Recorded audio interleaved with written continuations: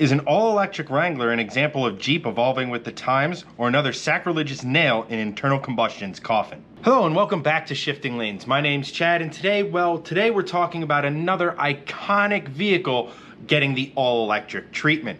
Last time we kind of talked about the Mustang and rumors surrounding that going all-electric as early as 2028. Jeep has done Ford one better by building a fully functional 100% electric Wrangler they're calling the Magneto. Is this pure blasphemy, or is this just another example of Jeep evolving with the times with a model that they've had since the Second World War? Today we're answering that and another question, and that is, should you buy a Wrangler that is powered solely by electrons? Well, to answer that question, first we have to take a look at what the new Jeep Wrangler Magneto actually is. Jeep describes the Magneto as stealthy, quiet, quick, and an unmistakable rock-climbing force. This is a fully capable Jeep that provides new levels of efficiency, environmental responsibility, and performance on and off the road. The Magneto is based on a two-door 2020 Jeep Rubicon. It retains the Rubicon's transfer case, axles, and 6-speed manual transmission. Yes, this is an EV where you row your own gears. The Magneto uses a custom-built axial flux electric motor that operates up to 6,000 RPM. The manual electric powertrain uses a clutch that operates exactly as it would in an internal combustion engine. In quick shift scenarios, the e-motor engages regen upon clutch engagement to prevent rev hang. When building the Magneto, Jeep's performance targets were that of its 3.6-liter Pentastar V6. The compact e-motor is tuned to deliver up to 273 pound-feet of torque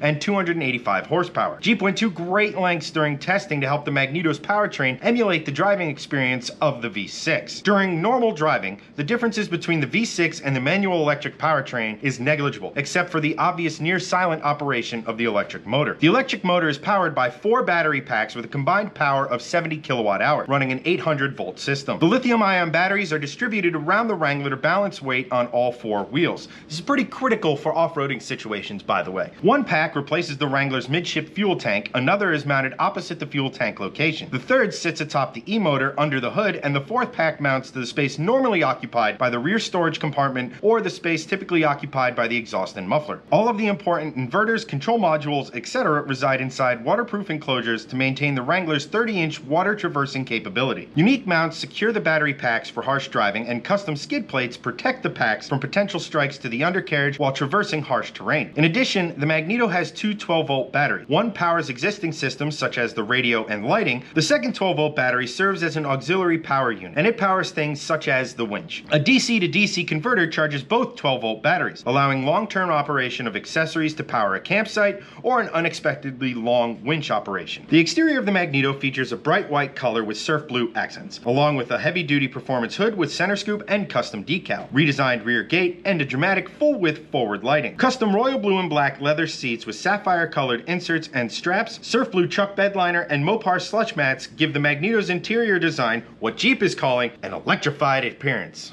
The Jeep Magneto comes equipped with a JPP 2-inch lift kit, 17-inch lights out back, metallic wheels with 35-inch mud terrain tires, custom roll cage, Mopar rock rails, steel bumpers with a worn winch, and steel belly pan for added off-road capability. To be honest, this sounds awesome. One of the benefits to an electric-powered vehicle is it makes a ton of torque way down low in the rev range. This is perfect for off-road use, whether it be mud, sand, rock crawling, whatever. Electric motors seem to be perfectly suited for the job, plus you get the added precision of that manual gearbox. However, with all of that being said, I do have some concerns about the electric Wrangler. While the idea of an electric motor hooked up to a 6-speed manual gets us Save the Manuals guys really excited, there is a reason why this hasn't been attempted before in a mass-produced vehicle. All of that low-down grunt that makes it great for off-roading, well, it's not so kind to the internals of standard transmissions. They tend to tear them up a little bit. And you have the clutch, which is a wear item. All that torque really early on, I really hope they have a beefed-up clutch, otherwise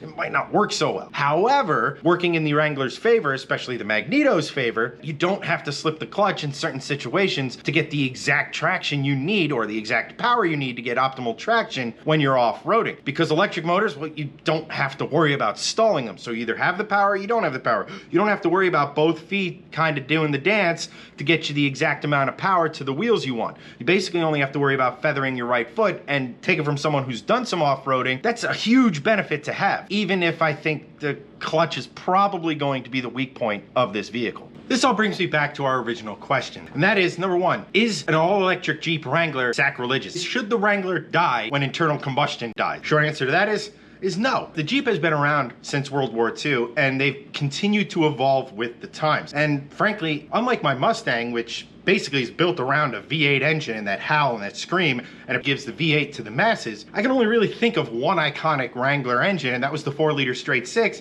and Jeep already killed that engine. So really, you're not buying an off-road vehicle for the visceral, the raw noise and raucous nature of the engine. You're buying it because it can go off-road, it can tackle the trails. So that should make the answer to question number 2 fairly obvious. When Jeep eventually releases this vehicle to the public, and yes, they will eventually release this vehicle to the public because number 1, the Wrangler name is way too valuable a brand in and of itself to just go away. And number 2, everybody else is going electric by 2030, 2035, etc. And it's only natural that Jeep is going to do the same. And frankly, Jeep is all about off-roading. They have to build off-roaders. Should you buy it? Absolutely yes. Number 1, this Magneto, for example, it has all of the off-road capability of the standard Rubicon, if not a little bit more with that 2-inch lift kit. The Wrangler has become something of a, for lack of a better way of putting it, a lifestyle vehicle, which means not only hardcore off-roadists are buying this vehicle. It's like the Mustang. The Mustang doesn't only appeal to people who want to race or go drifting or go drag racing. It appeals to a wide array of people. That's why there's so many different models of Mustang. That's why there's so many different models of Wrangler.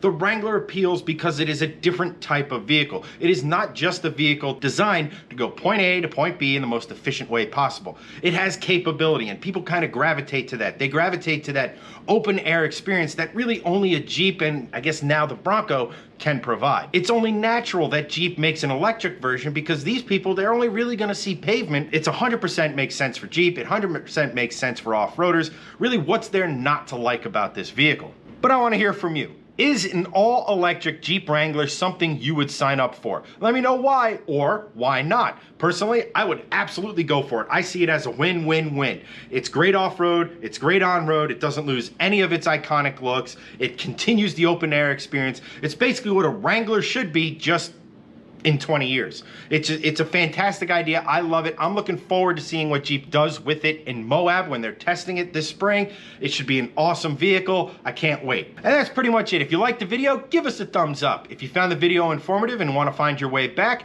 hit that subscribe button with notifications on so you get all of our content as we release it. If you want to follow us on social media, it's at Shifting Lanes. I personally am at Chenedy83. Electric Wranglers. Make no mistake about it, guys, they're coming. If you don't like it, you kind of need to make your peace with it because let's face it, the world's going electric, and that's going to include the Wrangler. But as for this video, that's a wrap. I'll catch you next time.